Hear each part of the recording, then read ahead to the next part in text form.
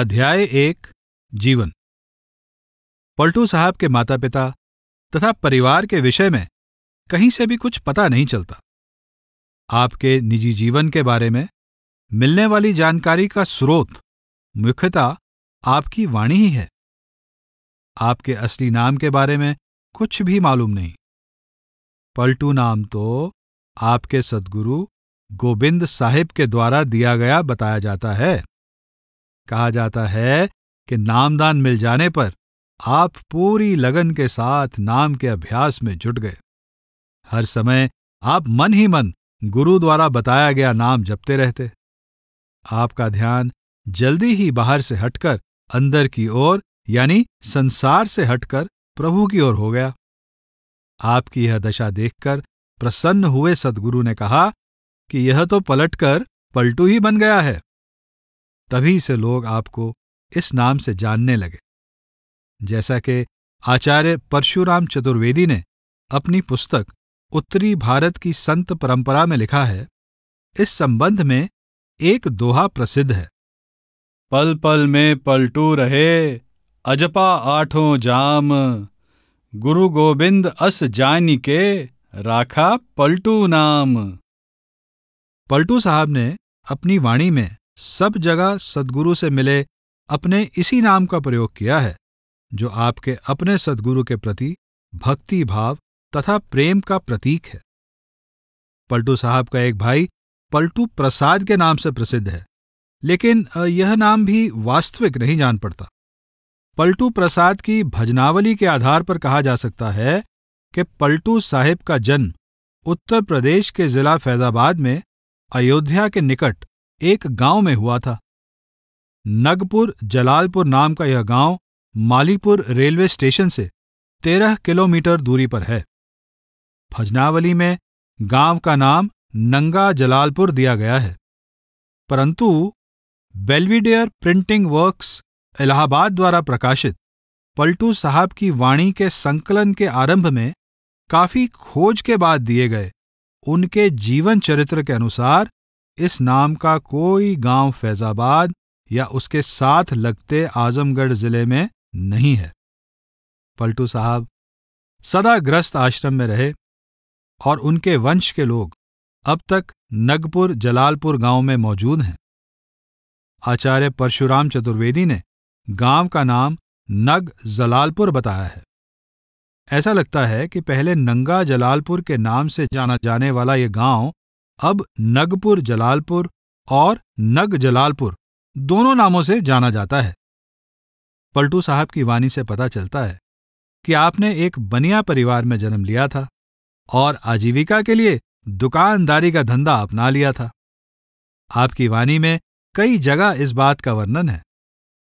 उदाहरण के लिए आप कहते हैं, पलटू दास एक बानिया, रहे अवध के बीच। और एक अन्य स्थान पर कहते हैं, मैं हूं पलटू बनिया। आप बाबरी साहिबा की परंपरा के संत गोबिंद साहब के शिष्य थे, जिनका जीवन काल 1725 से 1822 ईस्वी था। आप अवध के नवाब शुजाउ दौला शासनकाल 1754 से 1775 तथा दिल्ली के मुगल बादशाह शाह आलम द्वितीय शासनकाल 1759 से 1806 के समकालीन थे। आपके बारे में यह भी कहा गया है कि आप संवत 1827 यानी 1770 ईस्वी के आसपास जीवित थे। I.A. इज़ीकियल के अनुसार आपका समय मोटे तौर पर 1710 से 1700 ईस्वी माना जा सकता है। गौर करें, I.A. इज़ीकियल ने अंग्रेजी में Kabir the great mystic, Sarmad Jewish saint of India, mystic meaning of the word तथा saint Paltu his life and teachings नामक पुस्तकें लिखी। कुछ लोगों का विचार है कि पलटू साहिब के गुरु भीखा साहिब थे, परंतु यह विचार ठीक प्रतीत नहीं होता, क्योंकि पलटू साहिब ने अपनी वाणी में कहीं भी भीखा साहिब को अपना गुरु नहीं बताया है। आपने तो स्पष्ट शब्दों में कई जगह गोविंद साहब का बड़े आदर के साथ अपने गुरु के रूप में उल्लेख किया है, और कहीं कहीं उन्हें शब्द अभ्यासी बताते हुए यह संकेत भी दिया है कि उन्होंने आपके अंदर भी शब्द को प्रकट कर दिया था। गगन की धुन जो आनई सोई गुरु मेरा, भजन अखंडत लागई जस तेल की धारा, पलटूदास दंडौत कर ते ही बारंबारा, जय जय जय गुरु गोविंद आरती तुम्हारी, निरखत पद कंज कमल कोटि पतित तारी। पलटूदास के गोविंद साहब आई मिले मोहि प्रेम गली में, सखी पलटू अलमस्त दीवानी, गोविंद नंद दुलारी हो। करम जनेऊ तोड़ी कै भरम किया छयकार, जेही गोविंद गोविंद मिले थूक दिया संसार। पलटू साहब के गुरु भाई कृपादास ने भी कहा है, पलटू जूझे खेत में लगा शब्द का बाण, गुरु गोविंद की फौज में सूरमा पलटू दास। पलटू प्रसाद ने भी स्पष्ट कहा है कि संत गोविंद साहब पलटू साहब तथा उनके भाई दोनों के गुरु थे। पलटू प्रसाद हमें बताते हैं कि नामदान पाकर पलटू साहब ने सब लोकलाज छोड़कर बड़ी लगन और दृढ़ता के साथ नाम की कमाई की और अपना लक्ष्य सिद्ध करके ही चैन की सांस ली। परंतु परम चेतना की अवस्था प्राप्त करने के लिए पलटू साहब को भी मन के साथ पूरी लड़ाई लड़नी पड़ी। वास्तव में चाहे कोई साधारण जीव हो या उन्नत आत्मा, यह लड़ाई सभी को लड़नी पड़ती है। हाँ, यह अलग बात है कि कोई बहुत ही निर्मल आत्मा वाला जिज्ञासु जल्दी मन को वश में करके प्रभु को पा लेता है, जबकि एक साधारण व्यक्ति को जीवन भर यह संघर्ष करना पड़ता है। और फिर भी हो सकता है कि उसे सफलता ना मिले, बल्कि फिर जन्म लेना पड़े। मन के साथ अपनी लड़ाई का संकेत देते हुए पलटू साहब कहते हैं कि मैं सतगुरु की शरण में जाकर ही मन की चोटों से बच पाया। छिन में बहुत हर तरंग उठै, छिन में धन खोजत लोग लुगाई, छिन में बहुजोग बैराग कथै, छिन काम किरोध को मारन धाई, छिन में बहु भोग विलास करे, छिन में उठी धाय करे कुटलाई, पलटू कपटी मन चोट करे, हम भाग बचे गुरु की सरनाई। पलटू साहेब अवध अर्थात अयोध्या के निवासी थे। यह आम धारणा है कि अयोध्या श्री रामचंद्र जी की नगरी है, परंतु पलटू साहेब के समय तक इसका प्राचीन वैभव लुप्त हो चुका था। हाँ, एक प्राचीन तथा प्रसिद्ध तीर्थस्थान होने के कारण यहाँ यात्री अवश्य बड़ी संख्या में आते थे। जाप, पूजा पाठ, दान दक्षिणा आदि के बहाने तीर्थयात्रियों से पैसा बटोरने वाले कपटी तथा लोभी लोगों की भी यहाँ कोई कमी नहीं थी। इस प्रकार के लुटेरों के बीच रहकर सच्ची रूहानियत का प्रचार करना तथा बहिर्मुखी भक्ति में लगे लोगों को भ्रमों में से निकालकर अंतर्मुखी भक्ति की ओर मोड़ना पलटू साहब जैसे किसी सच्चे और पूरे गुरु का ही काम था। ज्यों-ज्यों लोगों को आपके आध्यात्मिक ज्ञान का पता चला, अमीर गरीब, अनपढ़ विद्वान, हिंदू मुसलमान, स्त्री पुरुष सभी आपके सत्संग में आने लगे। आपके नेक और सादे जीवन, निस्वार्थ हृदय तथा उदार विचारों ने सबको बहुत प्रभावित किया। पलटू साहब सब धर्मों तथा जातियों के लोगों से एक जैसा प्रेम करते थे। आपने मुसलमान और हिंदुओं को अपनी रबी तथा खरीफ की फसलें बताया है। आपने कहा है कि मैं उस परम पिता का दास हूं जिसने मुझे हिंदू और मुसलमान दोनों जागीर के तौर पे दिए हैं। मेरे ज्ञान का दफ्तर दोनों के लिए खुला रहता है और सबको मेरे ज्ञान पर पूरा विश्वास है।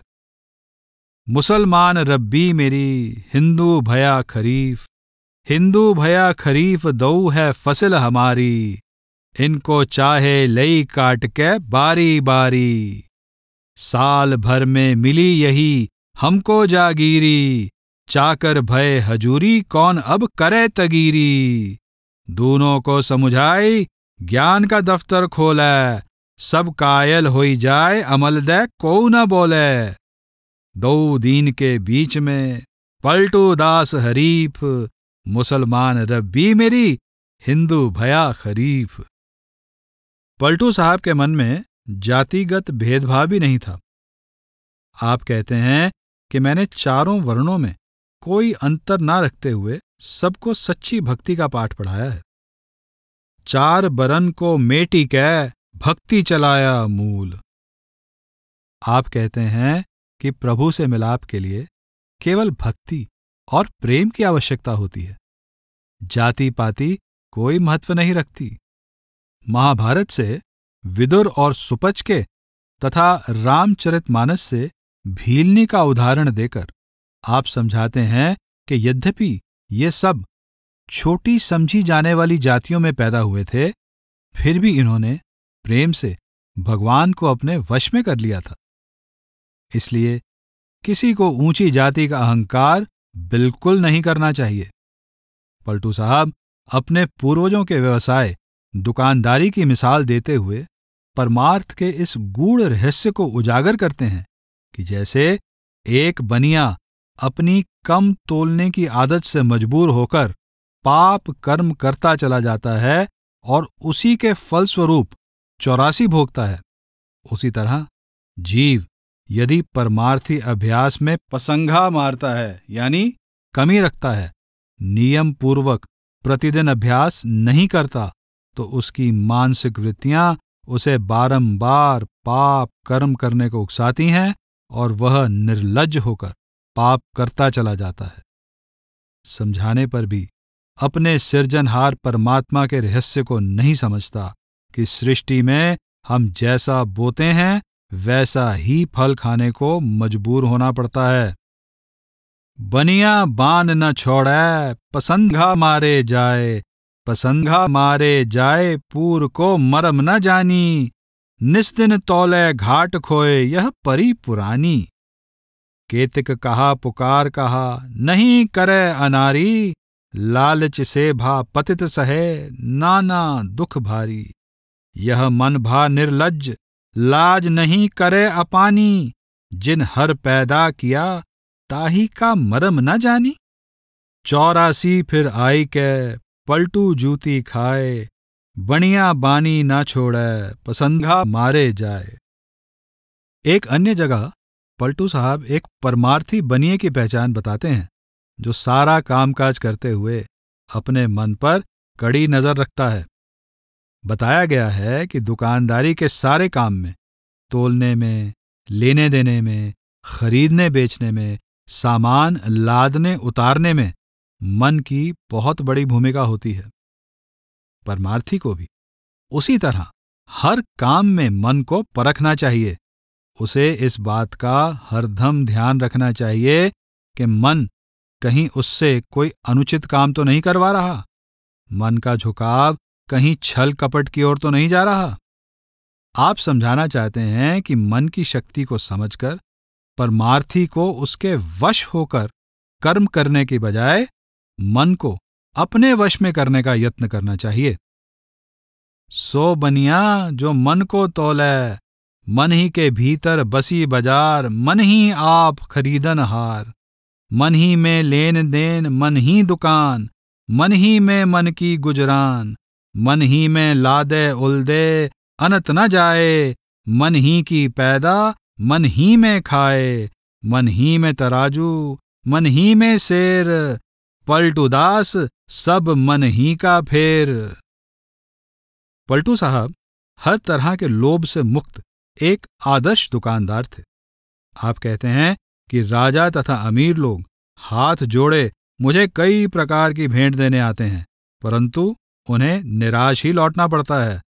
राजा और उमराव हाथ सब बांधे आवें, द्वारे से फिर जाएं नहीं फिर मुजरा पावें।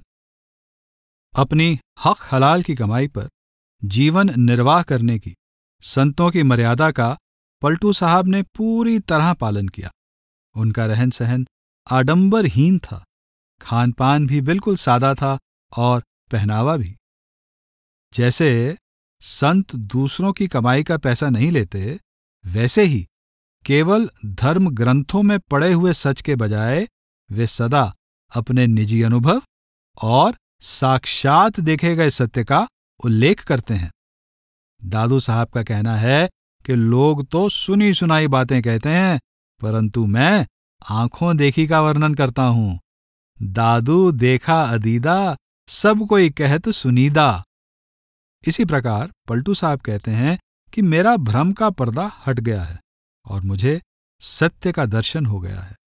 मुझे सत्य को छिपाने तथा असत्य कहने की आवश्यकता नहीं है। बूझी बात खुला अप पर्दा, क्यों कर साच छिपावों हो। जैसन देखो तैसन भाखों, मैं ना झूठ कहावों हो। अन्य संतों की तरह पलटू साहब भी अपनी परम चेतना की अवस्था प्राप्त कर लेने का, परमात्मा को पा लेने का और उससे एक हो जाने का उल्लेख करते हैं। कबीर साहब ने कहा है, राम कबीरा एक भय हैं। नामदेव जी का कथन है, नामे नारायण नाही भेद। पलटू साहब कहते हैं कि संसार का स्वामी वह परमात्मा ही मनुष्य की देह धारण कर लेने से एक सेवक के रूप में यह पलटू बन गया है। पलटू देह के धरे से वे साहिब हम दास। एक अन्य स्थान पर वे परमात्मा से अपनी एकता जताते हैं। शंका नाही करो काहू की, हमसे बड़ को नाही हो। पलटू दास कवन है दूजा, हम ही हैं सब माही हो। संतों के लिए कोई गैर नहीं होता, इसलिए वे स्वभाव से ही निर्वैर और निर्भीक होते हैं। वे सत्य स्वरूप होते हैं और सत्य का ही प्रचार करते हैं। उन्हें जो कुछ भी कहना होता है पूरी निडरता और दिलेरी से कहते हैं। पलटू साहब ने भी बड़ी निडरता से सच्ची आध्यात्मिकता का उपदेश दिया। आपने जीवों को परमात्मा से मिलाप का खुद परमात्मा द्वारा रचा गया आंतरिक मार्ग दिखाया और उन्हें सब तरह के भ्रमों से निकालने का भरसक प्रयास किया। उन्होंने अंतर्मुखी भक्ति का यानी नाम भक्ति का प्रचार किया और प्रत्येक प्रकार की बहिर्मुखी भक्ति का प्रबल खंडन किया। आपने लोगों को समझाया कि संत सद्गुरु की कृपा से ही मनुष्य प्रभु से मिल सकता है। पूरा सद्गुरु मिले जो पूजे मन की आस, पूजे मन की आस पिया को दे मिलाई। अन्य संतों की तरह पलटू साहब ने भी लोगों को चिताया कि हर प्राणी अर्थात हर मनुष्य, पशु और पक्षी का ही नहीं बल्कि हर पेड़ पौधे का भी वास्तविक स्वरूप आत्मा है, शरीर नहीं। यह आत्मा परमात्मा की अंश है। हर आत्मा परमात्मा से बिछड़ी हुई है और उससे मिलकर ही वह सच्चा सुख और सच्ची शांति प्राप्त कर सकती है। केवल मनुष्य देह में ही आत्मा शब्द से जुड़ सकती है और उससे जुड़कर ही परमात्मा तक पहुंच सकती है, परमात्मा को पा सकती है। आत्मा को शब्द के द्वारा परमात्मा से मिलाने वाली शब्द योग की युक्ति केवल संत सद्गुरु ही सिखा सकते हैं। सद्गुरु से दीक्षा लेकर उनकी बताई विधि से अंतर में शब्द का अभ्यास करने यानी नाम की कमाई करने से ही जीव को प्रभु की प्राप्ति होती है और सांसारिक बंधनों से मुक्ति मिलती है। संतों की बताई नाम भक्ति आंतरिक भक्ति है, जबकि धर्म ग्रंथों का पाठ, माला फेरना, ऊंचे स्वर में मंत्रों तथा स्तोत्रों का जाप, तीर्थयात्रा, व्रत रखना, हठयोग आदि सब बहिर्मुखी भक्ति के साधन हैं। कर्मकांड अर्थात यज्ञ, हवन, मूर्ति पूजा और तरह तरह के संस्कार भी बहिर्मुखी भक्ति के साधन हैं। इन सब साधनों को वे परमात्मा की प्राप्ति के लिए पर्याप्त नहीं मानते। वे कहते हैं, मैंने अन्य सब साधन अपनाकर देख लिए, पर इनसे कोई लाभ नहीं हुआ। सतगुरु की शरण लेने पर ही प्रभु से मिलाप हुआ। दास पलटू जभी पाया, गुरु के चरण चित लाया। परमात्मा से मिलाप केवल अपने अंतर में ही हो सकता है।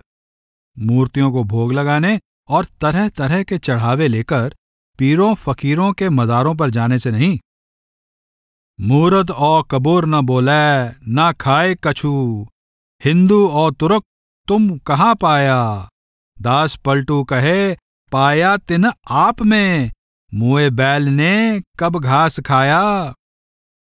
पलटू साहब ने कर्मकांडी पंडितों पर भी करारा व्यंग करते हुए कहा, भल मत हरल तुम्हार पांडे बमहना, सब जातिन में उत्तम तुम ही, कर्तव्य करो कसाई, जीव मार के काया पोखो तनिको दर्द ना आई। राम नाम सुन जूड़ी आवे, पूजो दुर्गा चंडी, लंबा टीका कांध जनेऊ, बकुला जात पखंडी, बकरी भेड़ा मछरी खायो, काहे गाय बराई, रुधिर मांस सब एकै पांडे, थू तोरी बमहनाई, सब घट साहिब एकै जानो, यही मां भल है तोरा, भगवत गीता बूझ बिचारो, पलटू करत निहोरा। अर्थात तुम तो बगुला भगत हो, तुम ऊंची जाति का अभिमान करते हो, परंतु काम कसाईयों जैसा करते हो, पेट के लिए बेरहमी से जीवों की हत्या करते हो। राम नाम की सच्ची भक्ति करने की बात सुनने से तुम्हें बुखार हो जाता है, जबकि देवियों की तुम बड़े उत्साह के साथ पूजा करते हो। तुम भूल जाते हो कि भेड़ बकरियों का मांस भी गाय के मांस की तरह ही निकृष्ट भोजन है, क्योंकि सभी के शरीर में एक ही परमात्मा का वास है। लोगों को पाखंडी महात्माओं से सावधान करते हुए पलटू साहब ने कहा है कि वे स्वयं ज्ञान से कोरे होते हैं और संसार का गुरु होने का दावा करते हैं। वे अपना मठ बनाकर लोगों को अपनी ओर आकर्षित करके लोगों से तरह तरह की भेंट लेते हैं। वे निजी अनुभव से खाली होते हैं और अन्य संत महात्माओं की वाणियों को काट छांट कर नई वाणी रच लेते हैं, जिसे वे अपनी रचना बताते हैं। आसपास के क्षेत्र में वे भक्तराज और संत शिरोमणि माने जाते हैं। संतन के बीच में टेढ़ रहें, मठ बांध संसार रिझावते हैं, 10-20 शिष्य पर मोध लिया, सबसे वह गोड़ धरावते हैं। संतन की बानी काट के जी, जोरी जोरी के आप बनावते हैं। पलटू कोस 4 के गिर्द में जी, सोई चक्रवर्ती कहलावते हैं। इस प्रकार की स्पष्टवादिता का परिणाम ये हुआ कि सब धर्मों और संप्रदायों का पुरोहित वर्ग पलटू साहब का शत्रु बन गया। ज्यों-ज्यों लोगों पर पलटू साहब के निष्पक्ष तथा स्वार्थ रहित आध्यात्मिक उपदेश का प्रभाव बढ़ता गया, अपने आप को धर्म के रखवाले समझने वाले तथा अन्य अंधविश्वासी कट्टरपंथी लोग आपके अधिक विरोधी होते चले गए। पलटू साहब ने जिक्र किया है, मैं तो हिंदुओं और मुसलमानों को समान समझकर दोनों को सत्य का ही ज्ञान देता हूं, परंतु दोनों धर्मों में मेरे शत्रु पैदा हो गए हैं। मैंने सच्चे नाम की भक्ति का मार्ग चलाया है, जिस पर बूढ़े ही नहीं बल्कि कम आयु के लोग भी चलने लग गए हैं। पर्दे में रहने वाली स्त्रियां भी मेरे उपदेश की चर्चा से भाव विभोर होकर मुझसे नाम का भेद लेने चली आती हैं। लोग निश्चयपूर्वक मेरी बताई विधि से भक्ति करने लगे हैं। मेरी शिक्षा बाकी सबको अच्छी लगती है, पर भेषधारी साधु, पंडित और काजियों को मैं फूटी आंख नहीं पाता। मन सबको हरि ले, सबन को राखे राजी, तीन देख ना सके, बैरागी पंडित काजी। कट्टरपंथियों और ढोंगी महात्माओं द्वारा पलटू साहब का विरोध स्वाभाविक था, क्योंकि संतों के अंतर्मुखी भक्ति के उपदेश से ऐसे लोगों की दुकानदारी कम हो जाती है और उनकी आजीविका चौपट होती है। धर्म को अपनी रोजी का साधन बना लेने वाले लोग पलटू साहब की किस प्रकार की आलोचना करने लग गए थे, इस बात की आपने अपनी वाणी में विस्तार से चर्चा की है। आप हमें बताते हैं कि चारों वर्णों के लोग मुझसे मीठा रूहानी पकवान लेकर जाते हैं, लेकिन ढोंगी साधु ईर्ष्या के कारण मुझे अपमानित करते हैं। वे खुद तो मेरे निकट भी नहीं आते, अपने आप को सबसे बड़ा धर्मात्मा बताते हैं और मेरे बारे में कहते हैं कि यह नया नया दुकानदार यूं ही भक्त बना बैठा है। सब बैरागी बटुर के पलटू ही किया अजात, पलटू ही किया अजात पभुरता देखी ना जाई। बनिया काल्हिक भक्त प्रकट भा सब दुतियाई। हम सब बड़े महंत ताही को कौ न जाने, बनिया करे पखंड ताही को सबको माने। ऐसी ईर्षा जान को न आवे खाई, बनिया ढोल बजाए रसोई दिया लुटाई। मालपुआ चारियू बरन बांध लेत कछु खात, सब बैरागी बटुर के पलटू ही किया अजात। जिस प्रकार स्वार्थी लोगों का अपना स्वभाव होता है, संतों की भी अपनी मर्यादा होती। वे कभी किसी का बुरा नहीं सोचते, वे सभी में प्रभु को देखते हैं। इसलिए हितैषी तथा द्वेषी, श्रद्धालु तथा निंदक दोनों से एक सा प्यार करते हैं। उनमें क्षमा, प्रेम तथा परोपकार इस प्रकार प्रवाहित होते हैं जैसे चंदन में से सुगंध। पलटू साहब पर संतों का यह लक्षण पूरी तरह खरा उतरता है। आप कहते हैं, निंदक रहे जो कुशल से, हमको जोखो नाही, लेहि संत तेहि तार बड़े वे अधम उदाहरण। परोपकार के लिए संत बहुत कष्ट झेलते हैं। यह बताने के लिए पलटू साहब उनकी तुलना कपास से करते हैं, जिसे पहनने के वस्त्रों का रूप लेने के लिए बेलने में से गुजरने से लेकर दर्जी के हाथों कटकर सिलने तक बहुत कष्ट सहना पड़ता है।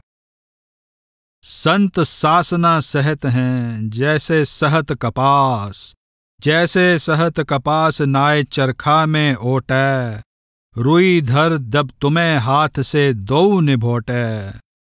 रोम रोम अलगाए पकड़ कै धुनिया धूनी, प्यूनी नह दैकात सूत ले जुल्हा बूनी।